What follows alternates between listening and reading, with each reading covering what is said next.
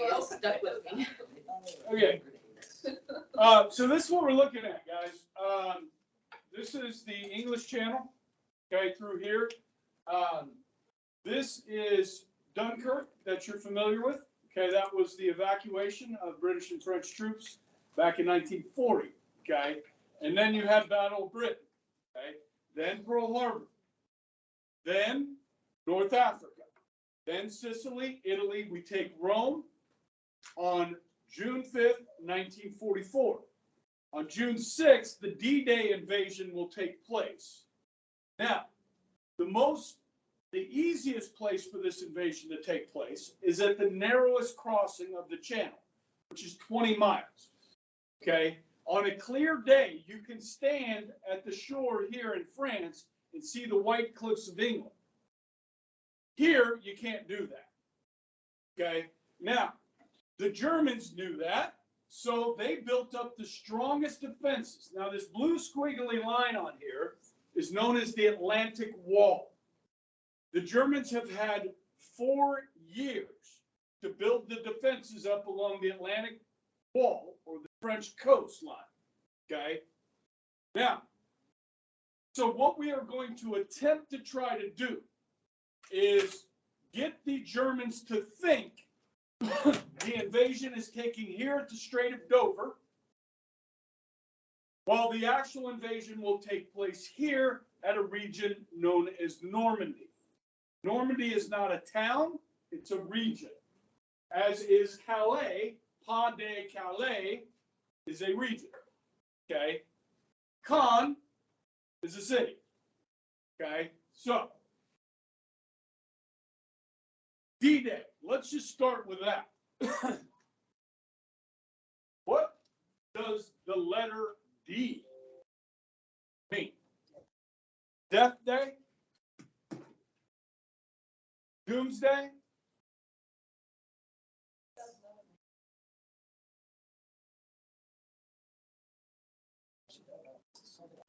I know. Wow, you stumped it. So when you read books about this, you learn stuff, right? So, D, day, means day. Day. Or in other words, the day. So, this dates back in American military history to the War of 1812, where they used D-Day instead of the date in communication.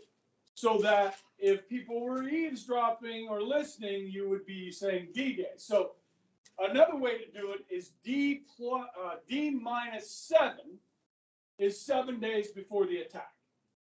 D minus 1 is the day before the attack. D plus 1 constitutes 1 day after the attack.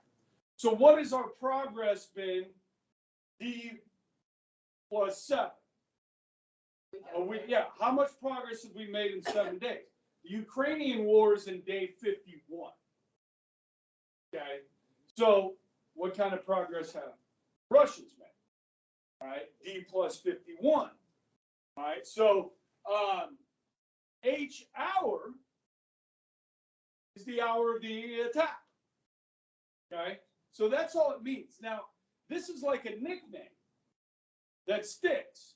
This is like, we've had hundreds of D-Days in American history, but this D-Day is the D-Day of all D-Days. You understand? Okay? Now, the military operation here is called Operation Overlord. Okay? And it will begin on June 6, 1944. Now, the planning for this is in the years. Okay? So this is U.S., Britain, Canada will be involved, the Scots will be involved to liberate France via the English Channel. In charge of this operation is the Supreme Allied Commander, Dwight David Eisenhower, or Ike. Okay? Now, they had 4 years to build this wall. Now, we had been bombing and bombing and bombing over the previous 3 years, trying to loosen up. Now, we could also count on the French resistance at helping us when the invasion begins. We were in secret communication with the French resistance in the months leading up to the invasion. So we would send the French messages via radio. Okay? And so the French were going to do several things. At Normandy, they are going to light landing zones because we're going to be dropping in paratroopers in the middle of the night before the invasion takes place. And they're going to light landing zones. They're also going to cut telegram wires from the coastal area back to headquarters and destroy railroads that would allow the Germans to send in reinforcements to the coastline. That's the French role. Now, the words, the message to tip the French off that this was going to take place were these words. Jean has a long moustache. Jean has a long moustache. And when they heard those words, they knew the invasion was coming the next day or that night. Okay? Now, in the movie Red Dawn, the first one, the original one, you've seen it. They use that phrase. Jean has a long mustache. Remember when they captured the American pilot that shot down, the Wolverine? And they're not sure if he's with the enemy or with us. Okay? There's radio message going in the background. You hear it. And you're like, I know that. Okay? Now, how do I know that? Well, because of a movie that I watched. Okay? Which is probably the best movie over D-Day, besides Saving Private Ryan, of course. But this movie, The Longest Day, is the longest movie. It's over 3 hours long, okay? And it stars, yes, the Duke, John Wayne, okay, Robert Mitchum, or Henry Fonda, and Robert Mitchum, okay? There's no plot to the movie. It's all like historically accurate stuff. So they give you the German perspective in subtitles. They give you the French perspective in subtitles and the British and the American perspective. Okay, about that 24-hour period. 30 Dozens is a good movie as well. But this one, will teach you a lot about D-Day. Okay, now, back when they used to have Blockbuster and Hollywood Video, you remember those? I used to rent a copy of this and show it back when we didn't have Community, and I had time to show a movie in my class. And I found a color copy, and now you can't find it in color. It was VHS. Okay. All right. So let's talk about Operation Fortitude. This is an operation within an operation. Okay. Now, this, guys, is a blow-up inflatable tank. These are artillery pieces made out of plywood. They're fake. Okay? And Lipinski was telling me that they did this in Egypt. They did a blackout in Cairo, and then about 10 miles outside of Cairo, they just put up all these lights. So the Germans would think they were bombing the city, and they were just bombing lights. It's a fake operation. Okay?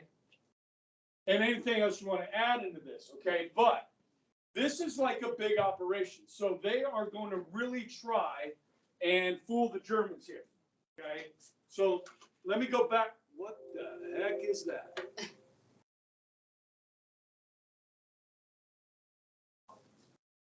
Get my other one back up here. Why'd you go over there? Okay, so where is this Operation Fortitude going to take place? It's here at Dover. Okay, so they really want the Germans to think this is where the buildup is. Fake ammunition dumps, hospitals, all this fake stuff. And they are able to send George Patton to Dover. And they publicize this in all the newspapers. Patton arrives in Dover. The Germans are, they have spies. They're trying to figure out what's going on. Okay? Well, who do the Germans at this point begin to fear? They fear Patton. And they know, like, he's our best general. And so if that's where Patton is, that's where the invasion's taking place. See, Patton had some free time on his hands because he was in charge of the First Army. But while they were in Italy fighting the First Army, Patton was visiting a military hospital. You know, where places like where Bob Dole and Daniel Inouye were. Okay? And he was pinning Purple Hearts on these soldiers. They'd all been wounded. Some of them were going to die. I mean, like, these guys are bandaged up. It's a kind of a somber thing. The media's there, doctors and nurses. Everybody's real quiet. Patton's going up, pinning a Purple Heart on these guys, whispering in their ears. You know, it's sad. Well, he gets to the end of the medical ward, and there's this soldier sitting at the end of the bed in his uniform. And he's kind of got his head in his hands and sulking. And Patton looks at this guy and he goes, "Hey, what the hell's wrong with you?" And the kid looks up at Patton and he's like, "Sir, I just can't take it anymore." I mean, obviously this kid's got post-traumatic, right? Shell shock, whatever you want to call it at the time. They didn't have post-traumatic stress at this time. They didn't call it that. Hell, this is World War II, and this is Patton. And Patton's like, "What do you mean you can't take it anymore? Look at these guys. Some of these guys are going to die over here, and you're not even wounded, and you can't take it anymore." And he said, "Wow." Now he's got these leather gloves in his hands, and he smacks the kid upside the head. Well, you can hear the collective gasp of the nurses and the doctors going, "Oh," and the media's there. Oh, crap. Well, if word gets back to the soldier's mother about what Patton did, you got a public relations nightmare on your hand. And Eisenhower finds out about this, and he's like, "Pat, what are you doing? You can't do this." Now, did he want to fire Patton? Probably, but he knew he needed it. So he took away his army. So Patton was available to go to Dover. Okay? He'll never get the First Army back. Later, he will be given the Third Army and do a pretty bang-up job. Okay? All right? So they did stuff like this. Like, they took a recently deceased soldier, froze the body so it wouldn't go into rigor mortis, changed the clothes, put fake maps of the invasion on the soldier, put the body where the Germans would find it.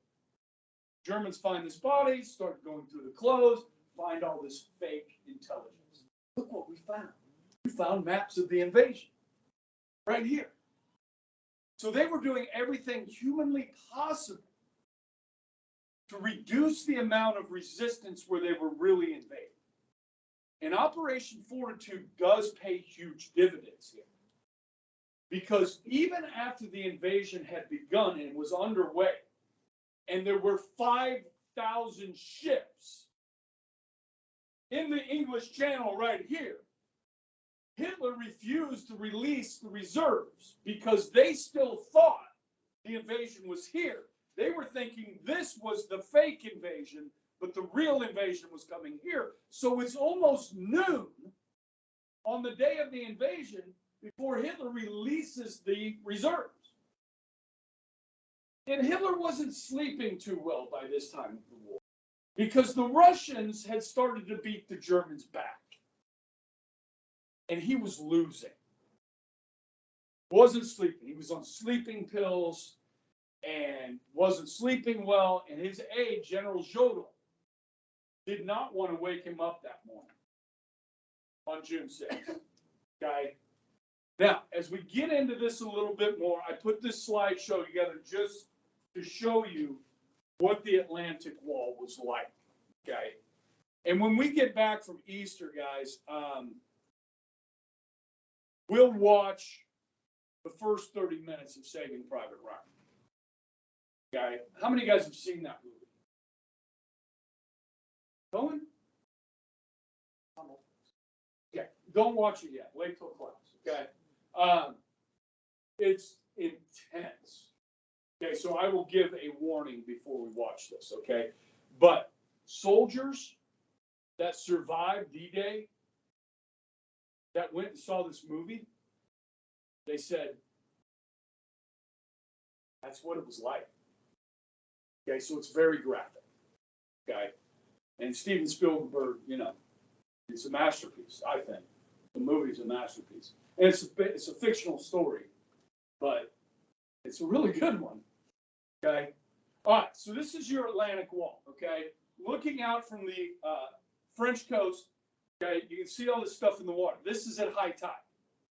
Okay? Now, at high tide, all of these things that are in the surf are covered. Now, we're going to be using what are called flat-bottom boats, or what they refer to as Higgins boats. Now, these Higgins boats were built in Louisiana, because if you're going to come on doing amphibious landings, you need flat-bottom boats. You don't want one with a hole like that, right? So you can get right up on the beach, and then they have a gate that comes down, and your soldiers get off, okay? And down in Louisiana, they have the swamps and the delta, and so they need flat-bottom boats. So they hired this guy Higgins to make all these boats, okay? That's why they built the National D-Day Museum in Nolens, okay? And then they changed it. They went ahead and changed it to the National World War II Museum in Nolens, okay? It started as the D-Day Museum, okay? Now, so you need these flat-bottom boats. Well, guys, these are mine-tipped log posts, okay? Mine-tipped log ramps. These are hedgehogs that I'll be talking about. You'll see those in the movie, in these Belgian gates. So if your flat-bottom boats hits these while out in the surf, either they're going to blow up, they're going to get stuck. The soldiers have 60 pounds of gear on their back. They get stuck out here, they're going to have to try and swim up onto the coast. They're going to drown or lose their equipment. Okay, so they got to go at low tide, and the Germans know this. Okay, so if you go at low tide, which is here, all of this stuff is exposed on the beach. The problem with that is the Germans are up here with machine guns and artillery, which means you just created a beach 300 to 400 yards wider that soldiers are going to have to cross before they take out the Germans, which means this is going to be bloody. Okay. Now in the movie, you'll see this. This is like, there's a seawall here, and they're going to have to blow through the seawall. They have to blow it up. And they'll use what are called Bangalore torpedoes. They'll stick under the sand, okay, underneath the seawall, and then they'll have to get up these cliffs. Now, in certain areas where we land, there's going to be 5 beaches, okay? 2 of them will be American beaches, and they're codenamed after American Indian tribes, or Omaha and Utah, okay? The other 3 beaches are Gold, Juno, and Sword, which will be invaded by the British and the Canadians, okay? So there's 5 beaches. 1 will become notorious with this day, and that's Omaha, okay? These are some of the ships going across, carrying troops. You see the barrage balloons attached to these, just in case. Another good picture here. This is actually taken on D-Day. So you can see the Higgins boats here, and soldiers crouched behind these hedgehogs. This is a German gun position that we are going to need to take out these guns, okay? And that, I already showed you that picture. Okay, now, one of the problems with landing at Normandy is there's no good seaport to bring in big ships and unload tanks, trucks, ammunition, food, okay? So they're going to build their own harbor, a floating harbor in one day. Okay, this is at Arromanches, down the beach a little bit from Normandy, okay? Now, this is all pontoons. This is all floating. So they built these big concrete things over in blocks in Britain, drug them across the channel, and dropped them in. They actually sunk some ships in here as well to create a seawall to stop the tide from coming in. And you guys water ski? You guys, you know what glassy water is? Smooth, like in the morning time. Best time to ski is in the morning or in the evening. You get that smooth water. That's what they're trying to create here. And then they have an opening here, and these are floating docks. So you bring your ships in here, unload your equipment, and bring it in. So if you go to France today, the Aromanches, you still see some of this stuff out in the channel. Still there 75 years later. Okay. Here's the 5 beaches. Okay. You've got Utah over here, Omaha, Gold, Juneau, and Sword. Okay. Now, I want to talk about this place right here. It's called Pont du Hoc. At this point, there are high cliffs, about 100 feet high. The Germans have a big gun encampment here. Because of the geography, this gun at this point can fire down on all the beaches. So the Army Rangers are going to be tasked with climbing these cliffs under attack from the Germans at the top of the cliffs. These go straight up. Okay? So this is a heroic moment for the Army Rangers. All right?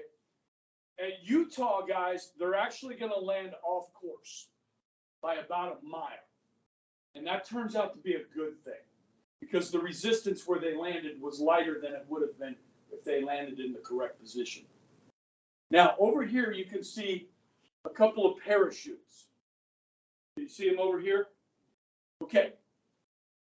Did any of you guys see that movie? It's a zombie movie called Overlord, came out about 2 years ago. It's about the Germans using like weird science to create like human soldiers that couldn't be killed, like they're like zombies. Okay, it's awful. Okay, but the first 10 minutes of the movie is freaking awesome because it's the American paratroopers that are being flown in over the cover after midnight on the 6th.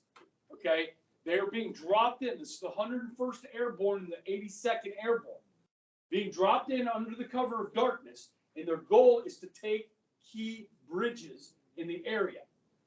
The Germans have lined these bridges with explosives because if we land successfully, they blow those bridges, we have a hard time breaking out. We want to control these bridges in case the invasion doesn't go well. We can blow the bridges and they can't throw us into the sea and massacre us. You understand? So the British use gliders.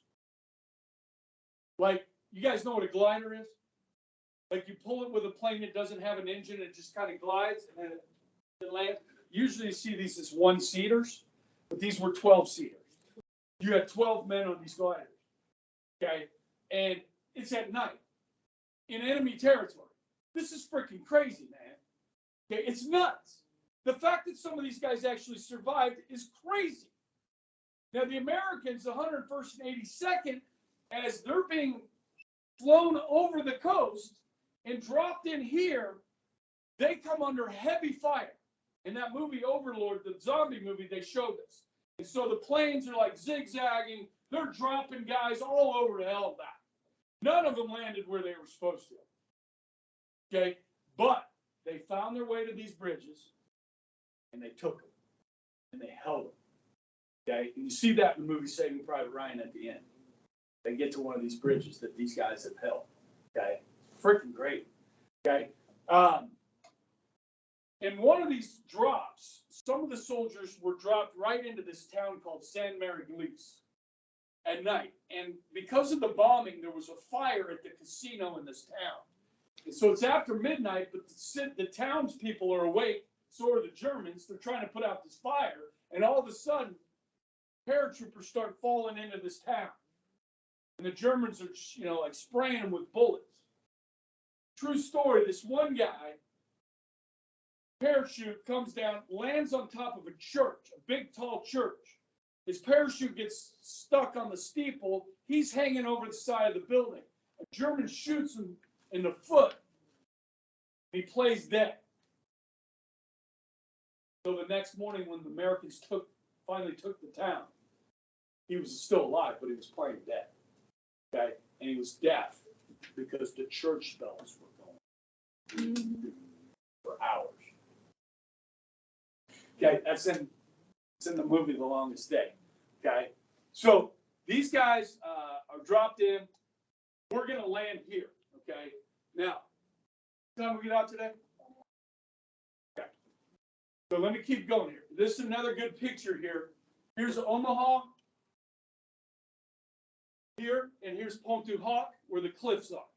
Okay, this is where the 101st and the 82nd landed. This is one of the key bridges they needed to take.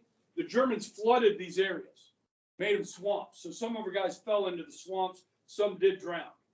But yeah, they were scattered to hell and back. That's how they describe it. Okay, but they were able to find out where they were and take these bridges. Okay. One of the other kind of cool things that I learned when I went here in '99. So when my wife, before we had Jack and Lily, we took a trip to Europe for 17 days. We each had a backpack. Okay, we stayed in B&Bs in different places. And as we're planning this trip, I'm like, okay, we're going to go to Britain, we're going to go to France, we're going to go to Germany. We've got these plans, right? I'm like, all right, well, we're going to Normandy because I want to go there. Okay, you know, so we spent a day and a half in Normandy. Okay, we spent about 6 hours in Paris and got the hell out of there. Had dinner on the Champs-Elysees, saw the Eiffel Tower from a distance, took some pictures, and got on a train and got out of there. Didn't meet one nice person in France the 24 hours we were there. So I bust their chops every opportunity I get. Okay, now, so. Gold Juno Sword, talk about that, okay? Really the biggest town in this area is Caen here, okay? You got Bayeux here, okay? And here's Arromanches right here. This is where they built the floating harbor, okay? All right, this picture's taken on D-Day. So this is a really good inside look at a Higgins boat, okay, landing craft. When they built the D-Day Museum in Nolens, they scoured the planet for one of these boats that they could put in the museum. They couldn't find it. They took the original blueprints and built one just for the museum. So if you go in there and see it, it's brand new. Okay, but it's to the exact specifications. Okay, guys. This is not good. As soon as that gate drops, it's awful. I think I have on the module an interview with a guy that was driving one of these boats. And he talked about it like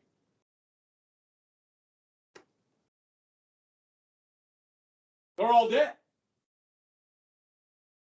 And then they try and save this one guy that was on fire, get him back on it, and then he's got to go back to the ship to load up more guys for the second wave.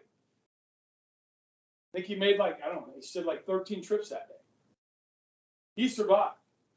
But most of the guys they took didn't. Okay? You see how much beach you got here? Okay? Now this is the soldiers training down in Lake Pontchartrain down in Louisiana. Okay, on these flat bottom boats. Okay, so let's get into this a little bit more. So you've got Operation Fortitude.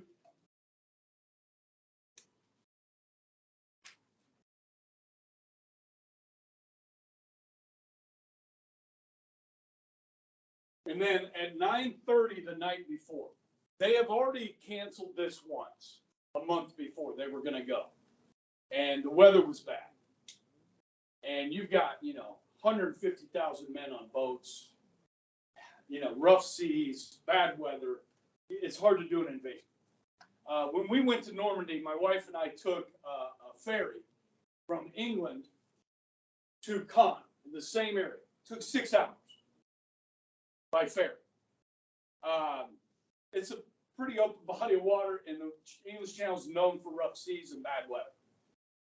So that night it was storming, and they're like, but it's low tide. Like, you got to go on low tide.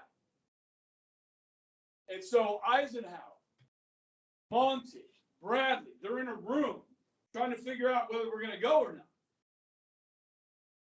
And you got all these men on ships ready to go. So they're all relying on a guy named Colonel Stagg, who's a meteorologist in 1944. Okay. Colonel Stagg says, you know, I think there's going to be a clearing in the weather in the morning. And at 9:30 that night, they make the decision. Let's go. Go. Okay. Now, by this time, guys, we have 3 million troops on the island of Britain. Okay.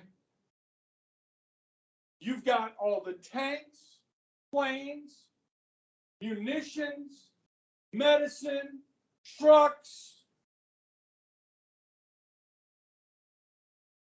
For an army this size, there's so much weight on that island of all this stuff. Eisenhower joked. He said it's only the great number of barrage balloons floating in the skies above Britain that have kept it from sinking into the sea.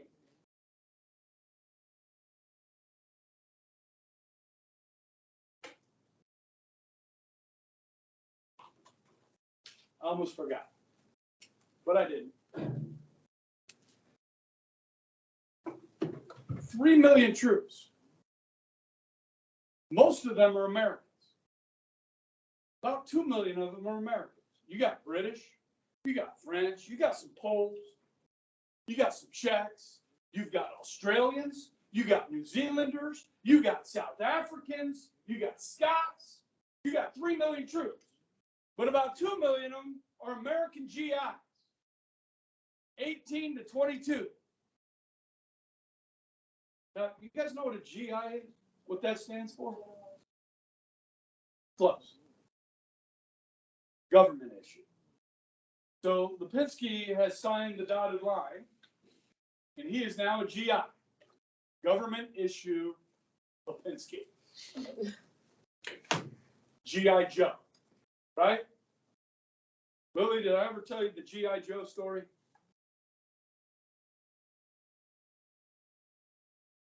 GI Joe destroyed my mom's family. Did I tell you guys this? When my last grandmother died when I was 7, she lived in Rolling Fork, Mississippi. Poor. Poor. My mom grew up poor. On the river, near the river. Okay. And so when grandma died, me and my mom and dad and my sister went to Rolling Fork, and my mom had one brother, Jake, and his wife and their 2 sons. And we're all at the house. There's not a lot of value in the house. There is some jewelry that belonged to my grandmother that my mother wanted. But Jake's wife wanted it too. My mom went to the Kmart, because I'm a bored 7-year-old, Rolling Fork, Mississippi, and she goes to Kmart, she buys me a G.I. Joe to play with. You know, it's an action figure about this big. They used to be bigger action figures. But my mom didn't buy a G.I. Joe for her nephews. And so that woman got pissed at my mom, and my mom got pissed at her, and I never saw them again until my mom died. They came to the funeral. Haven't seen them since. Now, Facebook, okay, I'm friends with her nephews, my cousins, one of them. And he's got kids, and they're doing good. But as far as my uncle, never heard from him. Tried to friend him on Facebook, got nothing. G.I. Joe. Okay, now, How do Europeans look at Americans? Cowboys. Yanks. Hmm?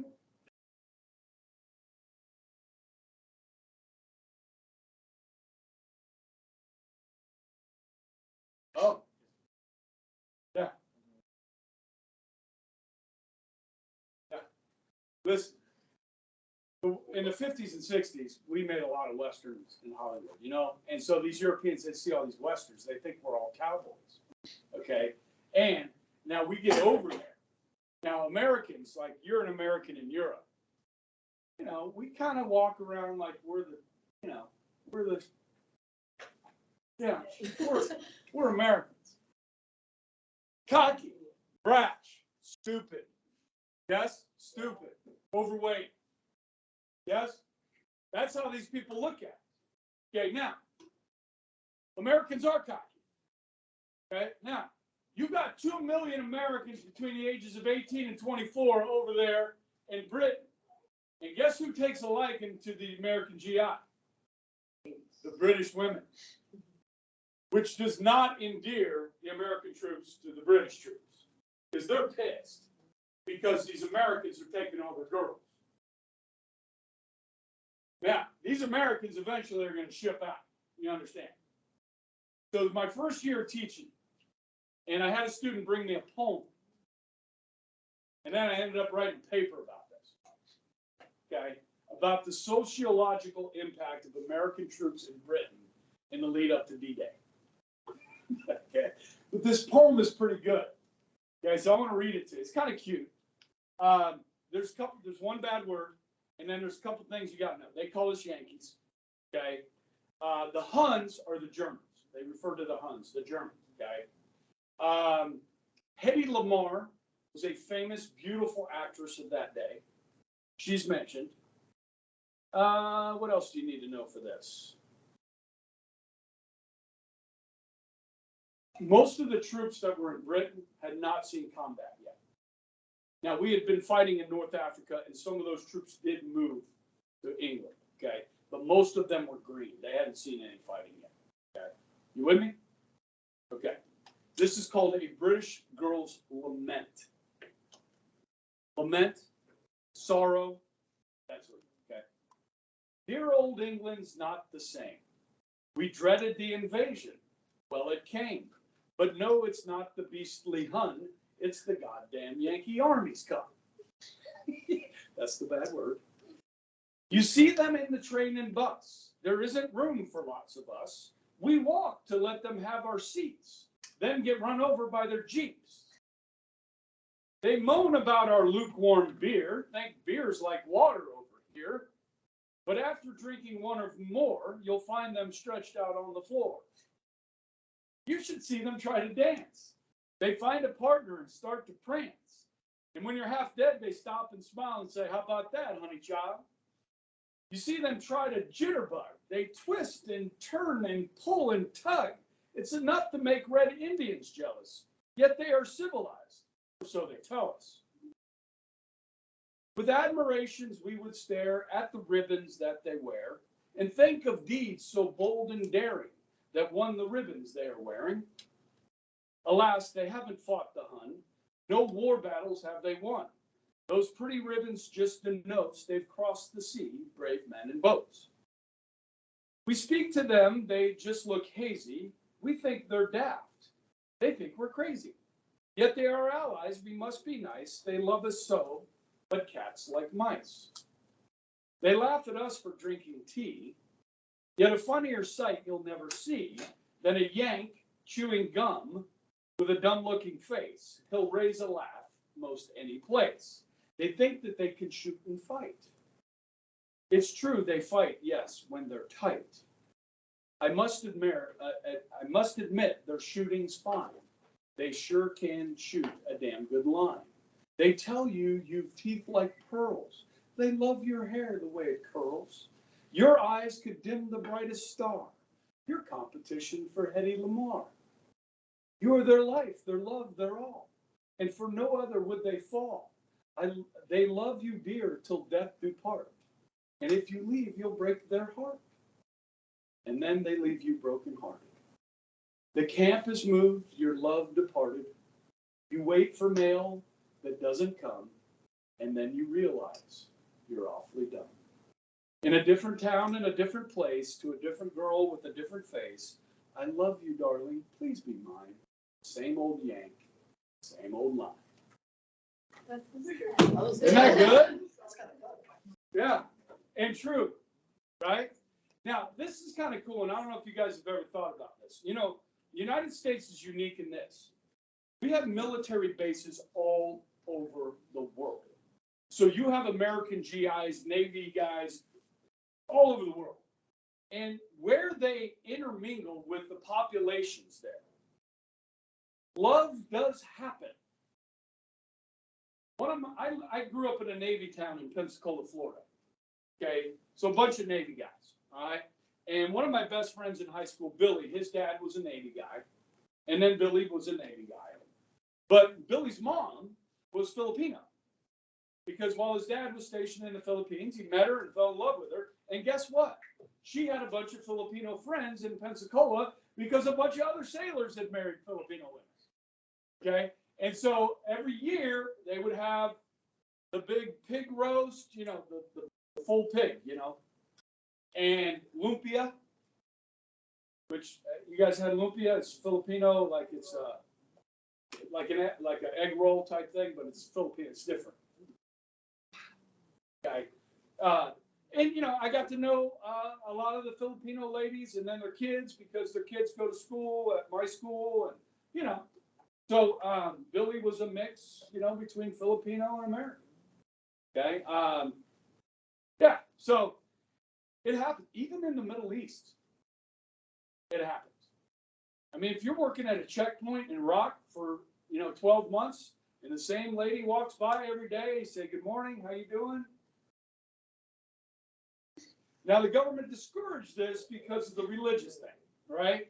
The Muslims might not be too happy if, you know, but it happens. You can't stop love. Yes? Our bud guy, he's Arabic, and he actually married a lady. From? Yeah, and other kids speak Arabic. Okay, cool. Yeah. It happens. And it's kind of unique to the United States, just the fact that we're based all over the world like that, okay? So, all right, before we got to the actual battle, I thought I'd share that, okay? And we got a few more minutes, so let's just kind of keep rolling here. Got 3 million men. Now, not all 3 million are coming at once, okay?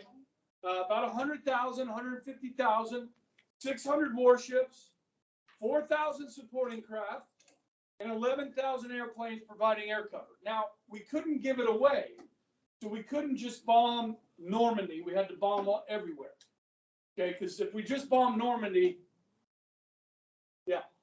So, one of the things, I thought this was in my slideshow, but it wasn't. Let me find it. One of the things the British did, like when we were landing paratroopers, this could be a challenge finding this. I think I know where it is. Maybe if I.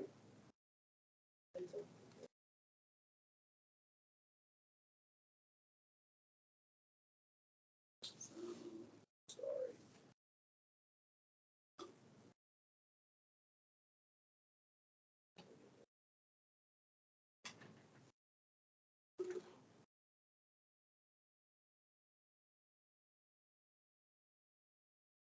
Yeah. Here's some good pictures. Okay. Can you see this guy up here? This little dummy. Okay. This is the British called him Rupert. They made these. They're about a little bit shorter than Lily. Okay. They're about 4 foot tall. Okay. Just a little bit. Okay. Now, the cool thing about these, they're like paratroopers. You see them coming out of the sky, they look like paratroopers, right? When this thing hits the ground, in this pack in the front, it's filled with fireworks. And the arms drop when it makes contact with the ground. And pop, pop, pop, pop, pop, pop, pop. And they drop these behind the German lines. So, like, it would hopefully turn their attention that way away from the coast. Okay, but once they, found a couple of these, they're like, this is a diversion. Okay, but this is in the museum in Arromanches. Here's a good picture of the gliders that the British used, and these are paratroopers preparing to launch. Here's one of the bridges that they had to take. Okay, and there's some of the cliffs in France. This is actually a pretty good. I put this together. I don't know why. So let me go back to the beginning here. Okay, we got this, right? The Atlantic Wall, you got that. Okay, this picture I took, this is at Omaha Beach. Okay, so this is June 22nd, 1999.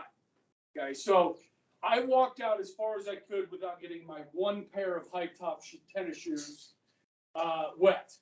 Okay, and then took the picture looking back. This, I would say, is about 150 yards to the seawall from here.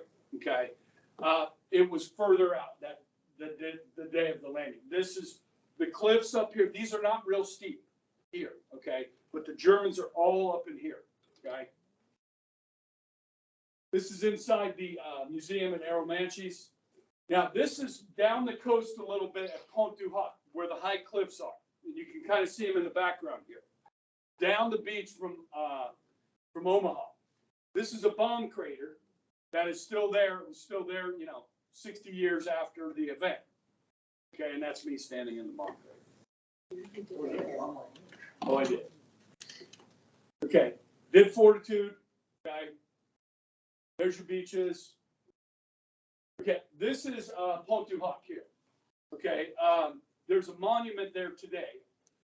This is a speech that Reagan gave, I think, on the 60th anniversary of D-Day. One of the best speeches you'll ever hear. Google Reagan D-Day speech.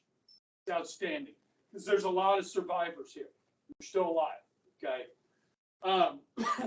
They landed on the other side here. This is a plaque of a picture inside a German bunker that commemorates the Army Rangers that went up the cliffs. Okay. Yeah, this is inside that bunker, and you can see just over the outside the bunker is a cliff. Okay, with barbed wire here, and then this is the big gun that they had to take the cliff to take out this gun. Now, guys, this is why good intelligence is so important. Because they scaled those cliffs and they took that gun, but there was no gun there. It had never been installed. The fortress was there, but there was no gun there. So those guys scaled those cliffs for no reason. They didn't know it. Okay, this shows a lot of these are bigger landing craft here. This is probably D+1. Okay. Now I took these pictures when I show you the movie on Tuesday. The movie starts and ends at the cemetery in France. Okay, and guys, this is a very humbling place to go. All these are Americans that died on French soil. Okay. Whose families chose to have them buried there. Okay. My wife and I took these pictures. We had one of them kind of blown up in our basement. This one here. You can see how many crosses there are there. Nice memorial there. Okay. That's at Arromanches. You can still see the stuff out in the surf.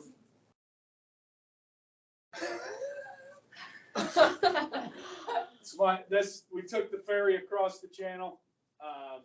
They took that picture for us, and then just like one of their tabloid magazines that the British love. Your shoes are cool. Yeah, those are shoes. Is that the only pair of shoes you brought? Yeah, maybe some flip flops, but doing a lot of walking. Okay, so all right.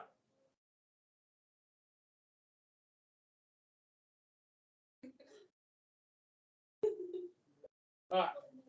176,000 men. I said about 150. Okay.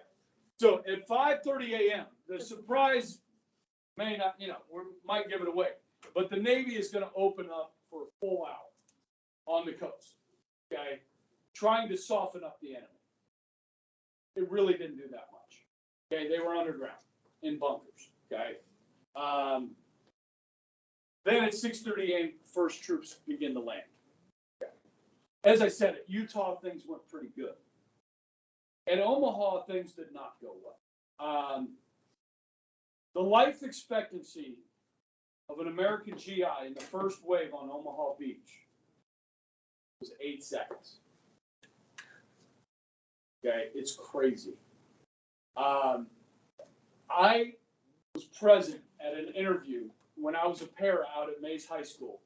She brought in a veteran to talk to our class. He was a first wave Omaha Beach veteran that survived. And he told this story, and this is 25 years ago. And I remember it like it was yesterday. They got to the seawall, and they're laying down because enemy fire's coming over their head. And he's right next to his best buddy. They made it up the beach to the seawall.